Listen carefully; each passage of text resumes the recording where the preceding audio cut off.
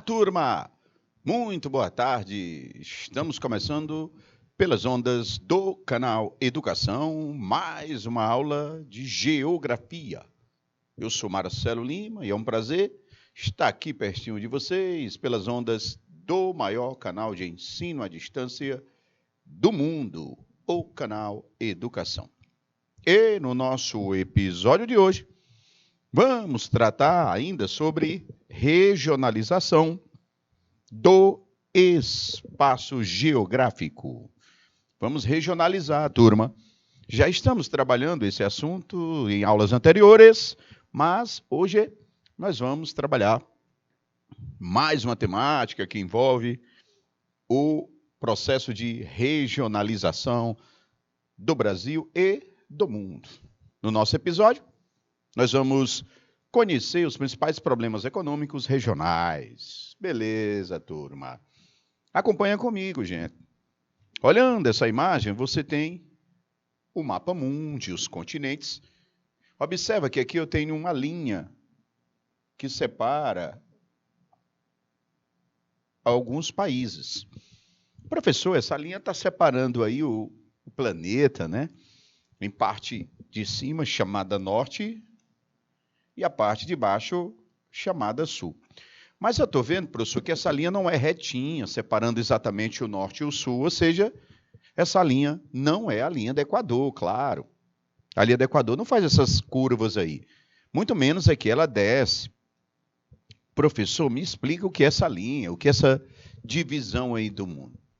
Se você olhar a parte de cima da linha, atenção, galerinha, basta olhar a parte de cima, você vai ver que tem os Estados Unidos e Canadá, a Europa Ocidental e Oriental, o Japão e a Oceania. Professor, o que é que essa parte de cima, descendo aqui à direita, tem em comum? Essa parte aí, turma, nós chamamos de países centrais. Beleza, países centrais. Todos esses países que estão acima dessa linha são chamados de países centrais. E na parte de baixo da linha, no outro lado, melhor dizendo, eu tenho a América Latina, a África e uma parte aqui da Ásia. Professor, e essa parte de baixo aqui da linha, América Latina, África e alguns países da Ásia, o que que eles têm em comum, essa parte aí? Eles são chamados de países periféricos. Ah, tá. Países periféricos, beleza. Então, é uma forma de dividir o mundo.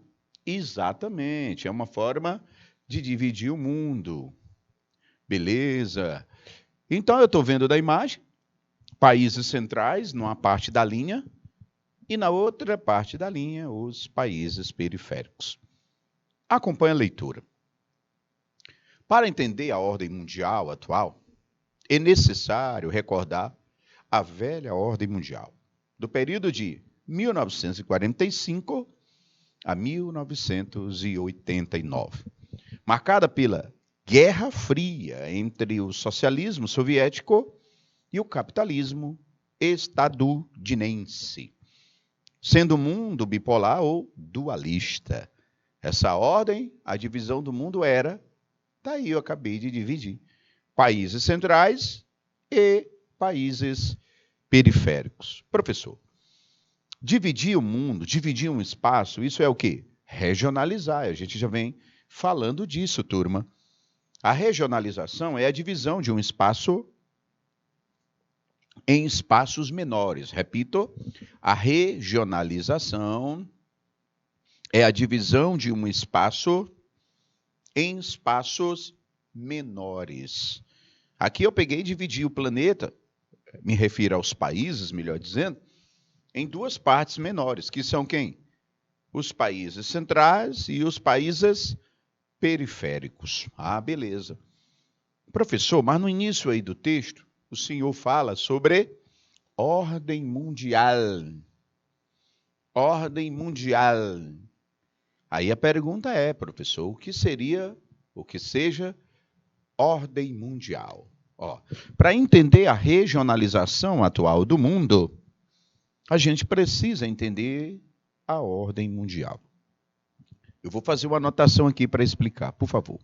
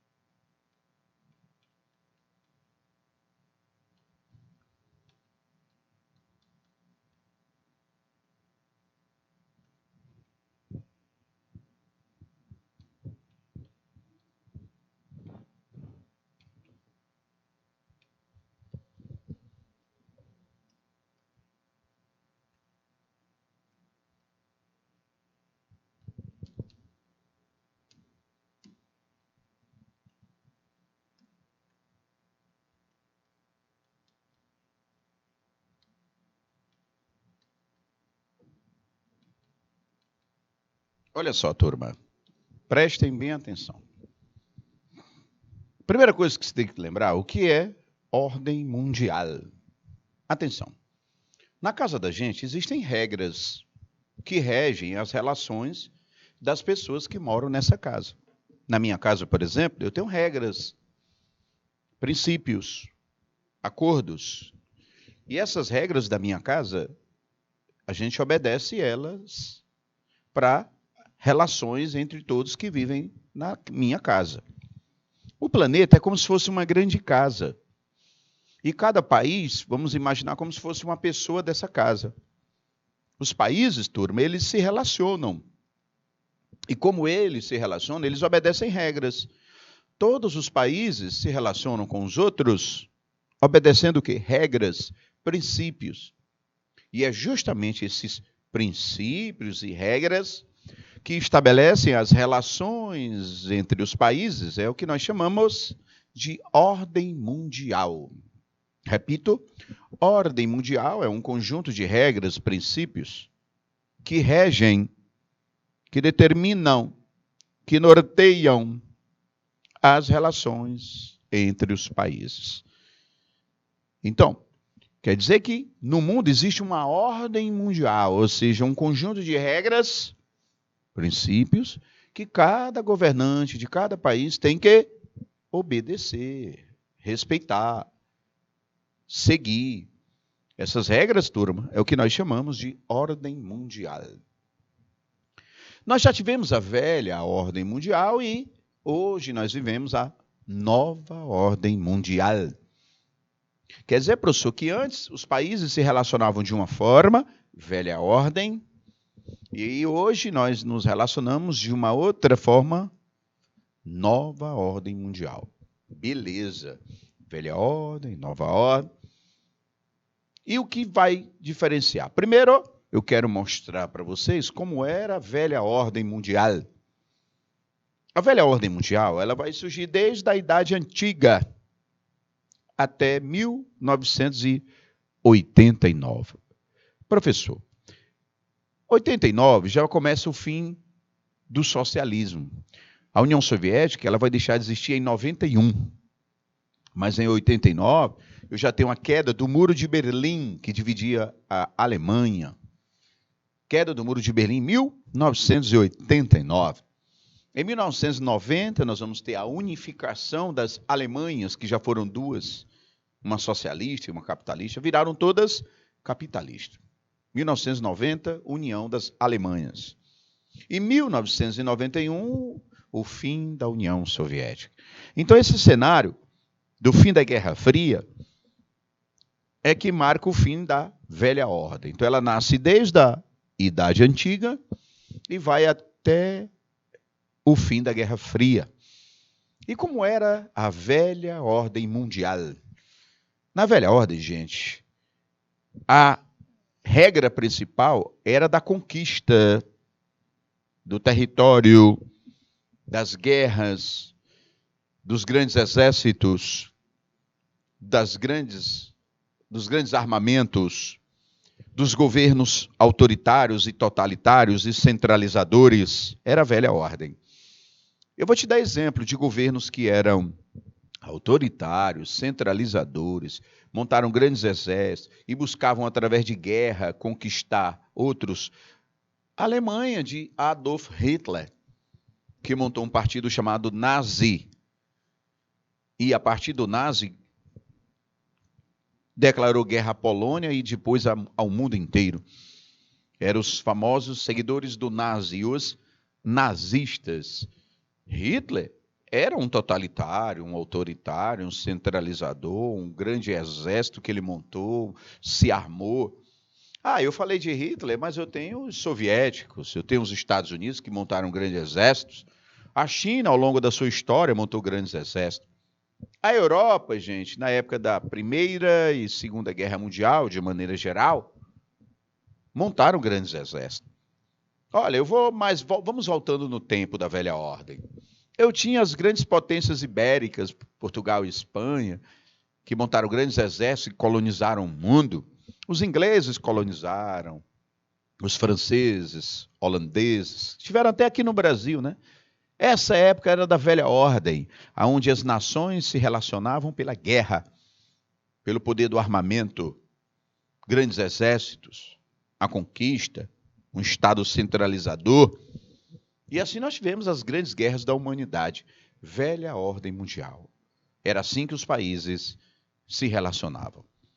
Mas com o fim da Guerra Fria, a unificação das Alemanhas, né? A queda do Muro de Berlim, o fim da União Soviética, o fim do grande bloco socialista, turma. Quando tudo isso acabou, aí de lá para cá nós estamos vivendo o quê?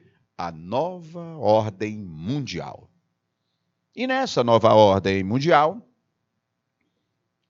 a coisa mudou. Aquele centralismo do governo autoritário vai dar lugar a uma democracia, a uma abertura econômica, a um Estado que vai perder o seu poder econômico, que vai privatizar. A iniciativa privada vai tomar de conta, né, o Estado mínimo chamado neoliberalismo, privatizações. É nesse cenário que nós vamos viver hoje, turma.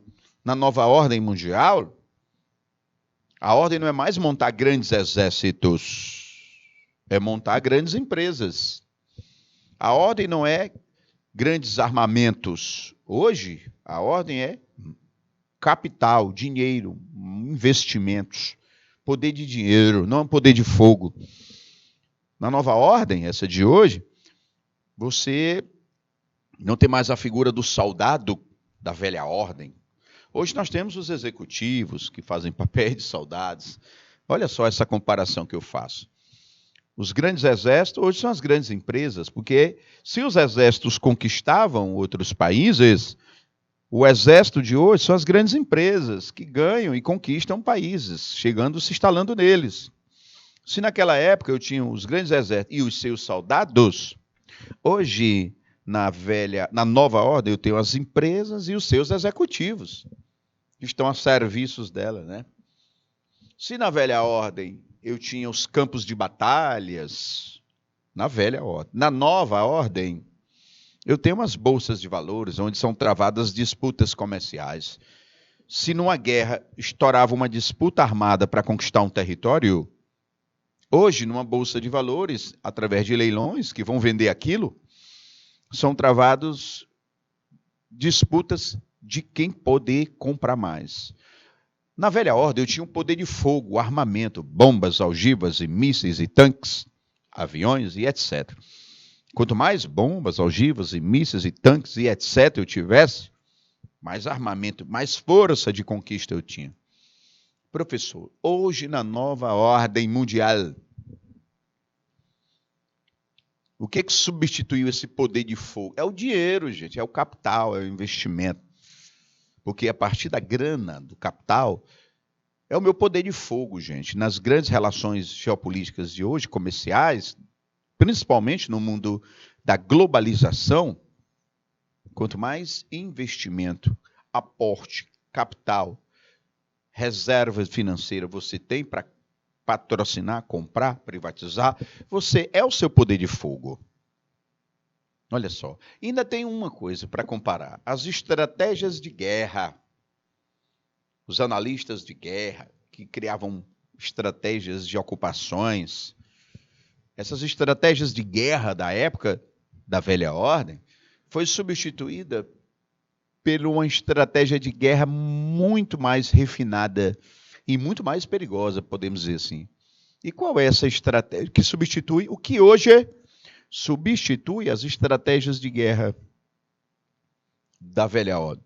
A tecnologia, gente. A tecnologia. É através da tecnologia que a gente monta grandes produtos, grandes consumos, grandes investimentos. É a tecnologia, gente. Ela reina.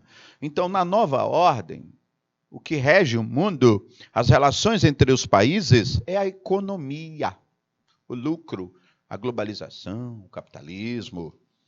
E o que rege hoje o mundo é cada vez mais, e está cada vez mais nos transformando em modificações humanas, tecnologia, gente. Professor, então deixa eu fazer um raciocínio aqui. Olha só. Na velha ordem, para um país ser potência, atenção, na velha ordem, para um país ser potência, ele precisaria ter um grande exército, muito armamento, isso na velha ordem. Disputar nos campos de batalha, se envolver em guerra. Olha só, ter um Estado forte, centralizador, totalitário, era uma potência da velha ordem. A Alemanha foi uma potência. A União Soviética foi uma potência. A Itália foi uma potência. Os ingleses formaram uma potência. E assim, turma, era a velha ordem. E hoje, nessa nova ordem mundial, o que é ser uma potência? É ter um grande exército, bombas? Não.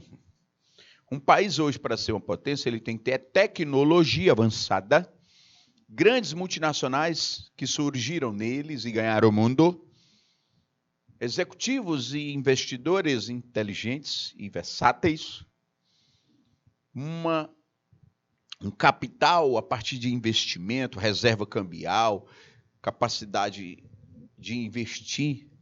Gente, olha, eu vou te dar um exemplo de uma grande potência hoje. A Coreia do Sul. Gente, a Coreia do Sul, ela é pequena. A Coreia do Sul fica numa península chamada Península da Coreia, que já é pequena. Mas na Península da Coreia, ela ainda divide essa península com a Coreia do Norte, que ela foi dividida, né? Em 49 surgem as duas Coreias, porque era uma só. A Coreia do Sul, a sua área é muito pequena. Muito pequena. Mas por que a Coreia do Sul é considerada uma... O Japão, outro exemplo, muito similar, né?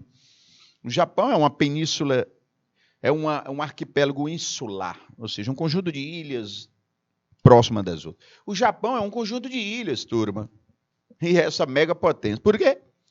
Porque tem um grande exército. O Japão nem exército tem. O Japão, depois que terminou a Segunda Guerra Mundial, que recebeu as bombas de Hiroshima e Nagasaki, no dia 6 e 9 de agosto, né, selando assim, finalizando a Segunda Guerra Mundial, de lá para cá o Japão nem exército tem. E quem protege o Japão? É um acordo com os Estados Unidos. Os Estados Unidos é que protege o Japão. Mas ele mesmo não tem um grande exército, não tem grandes bombas, algivas, e mísseis e tanques. e soldados, um grande. Não! E por que o Japão é potência? Porque o soldado de hoje é o executivo e eles têm. O grande exército de hoje são as empresas e eles têm. As estratégias de guerra de hoje são as tecnologias e eles têm. Quando eles vão para os campos de batalha, os japoneses, que são as bolsas de valores, eles vencem normalmente essas batalhas. É impressionante como o Japão, a Coreia do Sul, países pequenos, que nem armamento têm, mas se tornaram potentes. É a nova ordem, gente. Então, o Brasil, agora eu vou pegar como exemplo, né? Para se tornar uma potência, o que tem que ser feito? Investir em tecnologia, ciência, educação, criar grandes corporações de empresas brasileiras para ganhar o mundo, multinacionais mesmo, originadas aqui. Nós temos uma empresa que ela já ganhou o mundo e ela é brasileira, é a Petrobras. E outras, mas são poucas empresas brasileiras que ganharam o mundo. Quando nós criarmos grandes corporações que ganharem o mundo, quando nós tivermos um capital, uma economia sólida, rica, capaz de investir em outros países, quando nós tivermos a nossa tecnologia genuinamente brasileira ganhando o mundo, aí, gente, podemos nos considerarmos grandes potências. Mas, do contrário, não, gente. Do contrário, não. Então é isso, turma. É uma realidade. Então é esse o conceito de ser potência na nova ordem mundial. E olha só, continuando aqui, turma. Países do primeiro mundo, desenvolvidos, marcados pela industrialização clássica e segundo as revoluções industriais, né?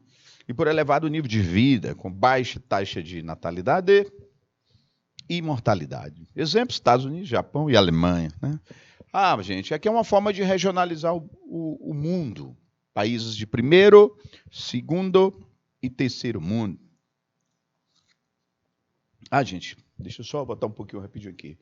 Vou te dar 3 minutos para copiar. 3 minutos, por favor.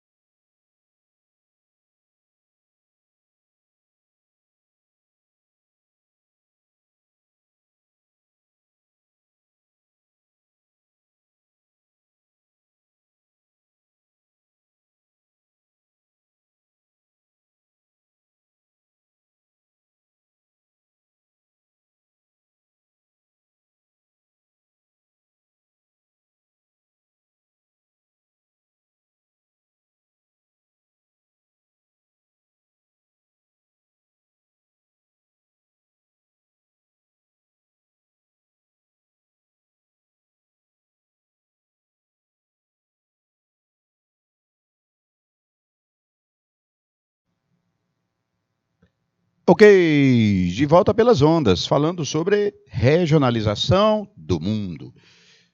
Agora, turma, vamos aqui dar uma olhada sobre essa questão da divisão dos países. A gente fala país primeiro mundo, porque o mundo já foi dividido assim, já foi regionalizado assim. País primeiro mundo, segundo mundo, terceiro mundo. Só que hoje, turma, o mundo é dividido entre países, chamamos de países centrais e países periféricos. Vamos lá? Nós temos os chamados países centrais. Olha só como é que é regionalizado o mundo nos dias de hoje. Países centrais e países periféricos. Beleza. Os países centrais são países que controlam, podemos dizer assim, a economia, controlam a tecnologia, controlam o que mais, galerinha? Além de controlarem a economia e a tecnologia, eles também vão controlar, entre outras coisas, a geopolítica mundial. Quando eu digo que eles controlam os países centrais, eles controlam a economia, estou me referindo porque os países centrais é onde são sede das principais empresas multinacionais. Repito, a maior parte das empresas multinacionais, turma, nasceram, surgiram, estão instaladas nos países centrais. Me dá exemplos. Eu tenho a Nokia, Toyota, Mitsubishi, a Honda. Eu tenho a Ford, a Renault, a Fiat, Volkswagen. Eu tenho a Samsung, que é sul-coreana. Essas multinacionais e outras que vocês conhecem de falar o nome, marcas e produtos, a maior parte dessas multinacionais, essas grandes corporações de indústrias, empresas, tem sede nos países centrais. A Ford é americana, Estados Unidos. A Renault é francesa. A Fiat é italiana. A Volkswagen é alemã. A Samsung, como eu falei agora, Coreia do Sul. E assim eu tenho várias corporações, como a Toyota do Japão, e entre outras, turma. Os países centrais, além de ter e ser sede das grandes empresas, eles também controlam os investimentos do mundo. Quando eu me refiro aos investimentos do mundo, eu estou me referindo às bolsas de valores, eles são os maiores investidores. As maiores financeiras de cartões, eles têm. Os maiores bancos do mundo são deles. O povo tem dinheiro, né, professor? Lá tem muito dinheiro. Investidores, financeiras, bancos e bolsas de valores. Eles falam alto nisso. Ainda quanto à economia, para você ter uma ideia, os países centrais, turma, eles têm e falam alto no comércio internacional. A maior parte do que é comprado e vendido pelo mundo são deles. E assim, turma, eles têm grandes corporações, investidores, comércio, beleza. Tecnologia, os países centrais, eles dominam a tecnologia. Além de dominarem, de desenvolverem, eles são os provedores da tecnologia no mundo. Repito, provedores da tecnologia. Eles provêm, eles desenvolvem, eles lançam a tecnologia no mundo. É impressionante. Essa tecnologia deles é muito avançada. O Brasil, professor, não desenvolve tecnologia? Desenvolve. Nós temos vários ramos da fibra ótica. Gente, medicamentos que nós desenvolvemos, produtos químicos. Uma Embrapa dessa, uma indústria farmacêutica dessa, uma Petrobras dessa e outras empresas brasileiras desenvolvem sim, gente. A gente pensa que a gente não desenvolve. Nós temos muitos laboratórios, institutos e pesquisas brasileiros, graças a Deus. Mas se nós compararmos a nossa tecnologia desenvolvida e propagada com a deles, e nós estamos 1000 anos-luz. Por quê, professor? Porque os caras investem em ciência e tecnologia e inovação. Eles dominam a tecnologia e avançam a passos largos. Quando eu me refiro à geopolítica, turma, é que os países centrais, eles, nas grandes conferências internacionais, eles falam mais alto. Você tem uma conferência do clima, as decisões são aprovadas, propostas, principalmente as deles. Você tem a Organização Mundial do Comércio, a OMC. Quem controla as decisões da OMC são eles. Eu também tenho as Nações Unidas, que é o maior órgão da Terra. A ONU, a famosa ONU que fica em Nova York, a sua secretaria-geral lá, aquele prédiozão grandão, cheio de bandeiras da ONU. A cada reunião, Assembleia das Nações Unidas, eles, os países centrais, é que falam mais alto.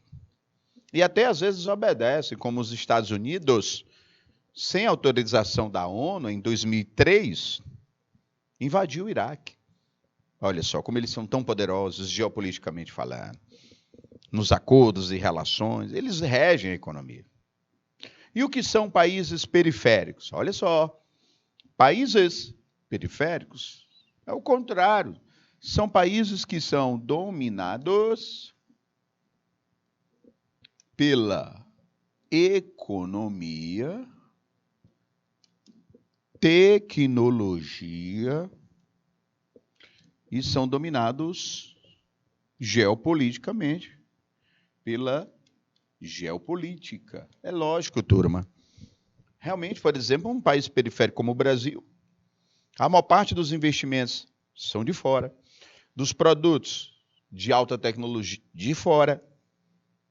Essas grandes financeiras, os grandes bancos privados, grupos empresariais de fora. Então, nós temos aí, gente, uma realidade econômica muito dependente, um endividamento, uma desigualdade. A tecnologia, eu não vou nem falar tanto, porque é notório, né, gente? Olha os principais produtos eletroeletrônicos, informacionais que nós utilizamos. Não só os produtos, quando eu me refiro aos aparelhos, os equipamentos. Eu também me refiro aos aplicativos, aos programas. Tudo de fora, galera. Essa Uber, iFood e essas outras ferramentas digitais que nós usamos, as ferramentas do Google, dessa grande corporação, esses sites de compra como a Amazon, esses entretenimento aí, esse stream como a Netflix, e vai embora, né, gente? Pode olhar, professor, realmente essas tecnologias dos software e hardware, dos programas e dos equipamentos, de fora, turma. Nós somos apenas grandes consumidores de tecnologias. Isso é subordinação, isso é ser periférico. E nas relações geopolíticas? Ah, meus amigos. Como eu disse anteriormente, quem rege as principais decisões da ONU, da OMC, são os países centrais e nós, periféricos. Nós, periféricos, ficamos à margem, né? Obedecendo, subordinando. É impressionante, gente. É uma dependência muito forte. Beleza? 2 minutos, por favor.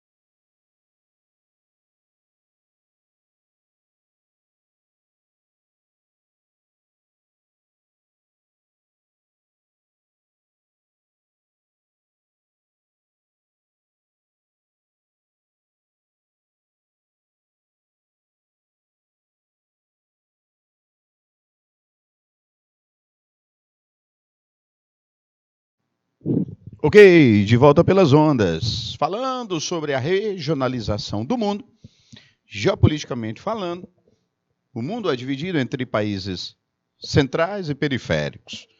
O Brasil é um país periférico, os Estados Unidos, por exemplo, um país central. Vamos lá. Esses países do primeiro mundo, desenvolvidos, marcados pela industrialização clássica, primeira e segunda revoluções industriais e por elevado nível de vida, com baixas taxas de natalidade e mortalidade. Exemplo, Estados Unidos, Japão e Alemanha. Como eu falei anteriormente, né, gente? São potências que regem a economia, a tecnologia. Só que eu queria também falar sobre os tipos de países periféricos, porque os países periféricos também se dividem em três tipos. Os tipos de países periféricos. E aí, professor, bate o papo aí sobre... Ah, professor, quer dizer que os países periféricos também se dividem em mais... em três. Nós temos os três tipos de países periféricos. Professor, e quais são os tipos de países? Vamos lá! Eu tenho os periféricos privilegiados ou industrializados. Deixa eu classificar melhor aqui para vocês. Os periféricos industrializados. Olha só, turma. Os periféricos industrializados é aquele que apresenta uma economia forte,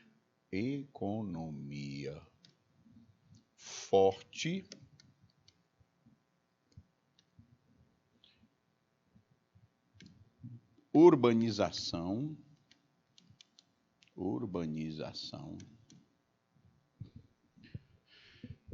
e elevado comércio.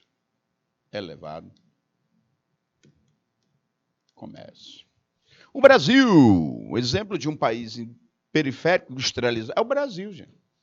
Se nós analisarmos a economia brasileira, nós temos um PIB elevado. O que é isso, professor? PIB, lembra aí? Produto Interno Bruto. O PIB é a soma de todas as riquezas que são produzidas dentro de um país. E o Brasil produz muita riqueza internamente. Claro, boa parte dessa riqueza, o dinheiro vai embora, é de fora. Mas nós somos um grande gerador de riqueza. Temos um grande parque industrial, uma agricultura moderna, um comércio elevado, muitos investimentos. Gente, o Brasil é um gerador... Eu estou falando do lado econômico do Brasil. A questão social, aí, meus amigos, é um problema mais sério, né? Aí eu tenho os nossos problemas sociais, que não é o momento de falar agora, pois vocês estudam eles. É um país de economia industrializada, moderno, mas com suas desigualdades, concentração de riqueza, dependência econômica, mas geramos riqueza. Somos um país urbano, ou seja, a maior parte da população vive na cidade. Mais de 85% do brasileiro vive na cidade. É urbano. Assim eu tenho o Brasil, a Argentina, o México, o Chile. Assim eu tenho a África do Sul e vai embora. São os periféricos industrializados. E o outro grupo de periféricos, olha a regionalização dos periféricos aí, turma. Eu tenho os chamados periféricos intermediários.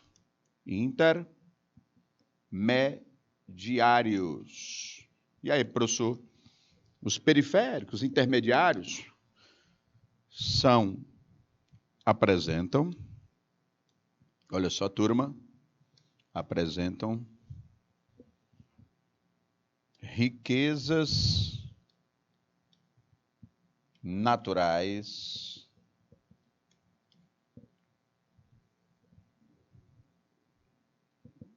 que geram economia. Atenção. Como assim riquezas naturais que geram economia? Por exemplo, uma riqueza natural que gera é o petróleo. Aí eu tenho os países que vivem de vender petróleo, são os exportadores de petróleo. Por exemplo, os países do Oriente Médio, o Irã, o Iraque, a Arábia Saudita, os Emirados Árabes, o Kuwait, o Catar, essa galerinha toda vive de vender petróleo, movimenta a economia deles. Tem uma riqueza natural. A Colômbia, a Venezuela, a Nigéria, essa galerinha vende petróleo, tu. E tem países sul-africanos que não têm petróleo, mas tem alguma produção agrícola forte. Exportadores de grãos, de carne. E essa galerinha que vive de vender algum recurso energético, como produtos agrícolas ou combustíveis fósseis, entra dinheiro neles. E aí isso mantém uma certa sustentabilidade econômica. Mas não tem uma economia igual aos industrializados periféricos. Mas tem algum produto de venda que gera alguma riqueza. Você vai no Catar. Gente, o Catar, galerinha. O Catar, gente. Capital Doha. Vai sediar aqui a poucas semanas, daqui a alguns meses, a Copa do Mundo, gente. E de que é que vive? É petróleo. Os caras, petróleo, ganham dinheiro com petróleo. Muita grana. E assim eu tenho os Emirados Árabes Unidos. Você lembra lá do Emirado de Dubai, cuja cidade é Dubai. Quando se fala em Dubai, meu Deus, isso aí é só riqueza de prédio, aquela coisa toda. E existe o terceiro grupo de periféricos, que são os chamados mais periféricos. Olha aí, turma, o grupo de países mais periféricos. Aí é que são periféricos mesmo, né, professor? Exatamente. Os mais periféricos, gente, são países rurais, de extrema pobreza. São chamados bolsões de miséria. Vixe Maria. Países extremamente periféricos, os mais periféricos, terceiro grupo aí, turma, eles nem têm grandes parques industriais, como os periféricos industrializados, e nem tem uma matéria-prima, um recurso energético, um produto agrícola para gerar riqueza. Tem não, ó gente, tem não, como os intermediários. Os mais periféricos, gente, são os países mais críticos do planeta, conhecidos como bolsões de miséria. E aí é o Guiné-Bissau, Moçambique, Serra Leoa, Haiti, aqui na América Central. Países que convivem, gente, com a miséria absoluta, a fome crônica, as desigualdades, abaixo da linha da pobreza. Olha só, é um problema sério. Professor, uma pergunta que não quer calar. O que faz um país ser extremamente periférico?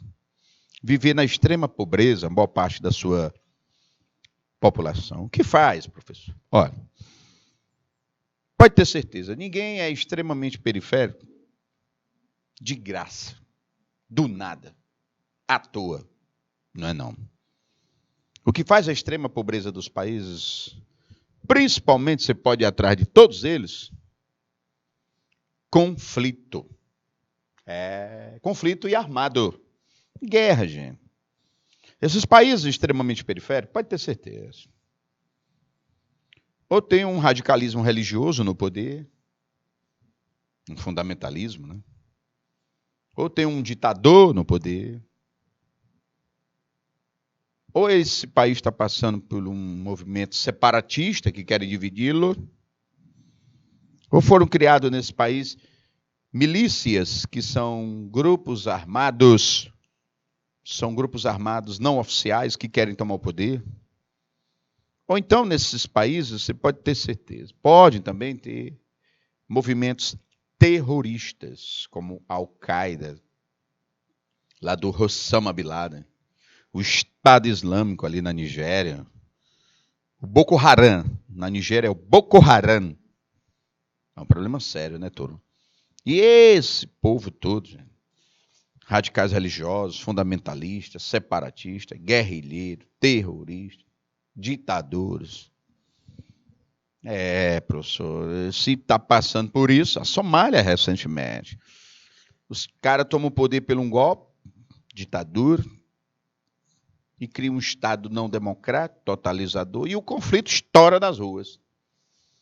E se eu estou num cenário de guerra, gente, esse cenário de guerra ele vai impedir o crescimento econômico, impedir os investimentos, o comércio, a industrialização. Quem é que quer investir economicamente no país que está passando por uma guerra? Ninguém.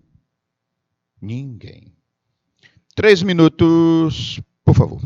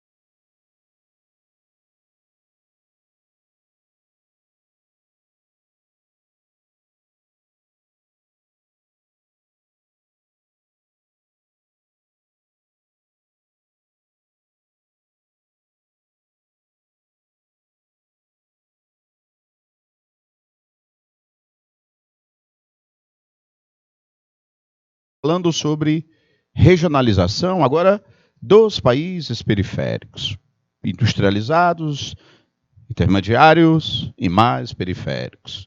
E nesse contexto, países segundo mundo, socialistas, planificados, marcados pelo controle estatal da economia e por regimes autoritários, exemplo, União Soviética, Cuba, Polônia, China e Alemanha Oriental. Aí são os países do segundo mundo, que não existem mais enquanto bloco. Os países existem, só não são mais chamados de segundo mundo. O segundo mundo, gente, tratava dos países socialistas. O socialismo ainda existe no mundo? Existe. Mas existe o grande bloco de países socialistas aliados? Não. O grande bloco do mundo socialista, países que eram unidos pelo socialismo, deixou de existir no fim da União Soviética. Em 1991, quando a União Soviética deixa de existir. E o fim da União Soviética representa o fim do grande bloco. Então, professor, esse mundo socialista, enquanto bloco econômico, não existe mais, com certeza. País do terceiro mundo, você já falou deles, professor. Falei. Países do terceiro mundo, os subdesenvolvidos, marcados pela colonização de exploração no início do capitalismo, predominando pela elevada taxa de natalidade e mortalidade. Exemplo, o Brasil, Paraguai, África do Sul, Índia, Arábia Saudita. Gente, é como eu falei para vocês. Nós éramos considerados subdesenvolvidos, periféricos. Somos nós aí, os periféricos que aí estão. Países periféricos, realmente, eles foram colônias na sua formação. Colônias de exploração. Galerinha veio para cá para quê? Para explorar. Olha, Portugal. Portugal chegou aqui no Brasil e colonizou mesmo. Escravizou, concentrou terra, dominou, criou o seu governo, sua monarquia, seu império. E esses países todos que vocês estão vendo aí, gente, todos eles foram colônias de exploração. Dominados, explorados, expoliados, controlados pelos países que eram, na época, eram chamadas metrópoles. As metrópoles dominavam as colônias que nós éramos. Nós éramos as colônias. Isso foi, de certa forma, gerou uma herança muito forte. O trabalho escravo, a concentração de terra, a dominação política, o centralismo e a dependência econômica histórica são pontos que fizeram com que ainda hoje nós herdássemos um cenário de desigualdade. E muitos países do continente africano, que eram colônias, depois de se tornarem livres, entraram em vários conflitos que ainda hoje perpetuam, né? São países que vivem em constante conflito, que foram originados do período colonial, gente. Muitos dos conflitos na África, período colonial, eles surgiram. Quando se tornaram livres, povos diferentes foram lutar pelo poder. E aí você tem grupos armados, que ainda hoje existem lá no continente africano, disputando o poder, e a economia frágil e a pobreza reinante. Essa nova ordem, olha aí, professor, estabeleceu-se a partir da crise do socialismo e teve no ápice da queda do muro de Berlim, a união das Alemanhas sobre a economia capitalista de mercado e a dissolução da União Soviética. Exatamente. Foi o fim da Guerra Fria, da velha ordem, o fim da União Soviética. A partir daí, nasce o que nós vivemos hoje, que é a nova ordem mundial. É uma nova ordem mundial. Ela terminou com o colapso do Bretton Woods, 75, levou à recessão da década de 70. E esse crescimento global, em 71, embora existem alguns debates no período. Ou seja, várias crises nortearam a geopolítica na velha ordem mundial. Muitas crises, muitas guerras, né? Aí eu tenho um colapso dos acordos econômicos, a crise do petróleo, o crash, ou seja, o break da Bolsa em 73 e 74. São crises da velha ordem, dos conflitos, das relações e ações geopolíticas que geraram esse conflito. E aí, mais uma vez, a OCDE, a ONU, que os países centrais falam mais alto, controlam a economia. E, consequentemente, vivemos numa nova ordem. Olha aí o Biden, um grande líder da maior potência do mundo, que são os Estados Unidos.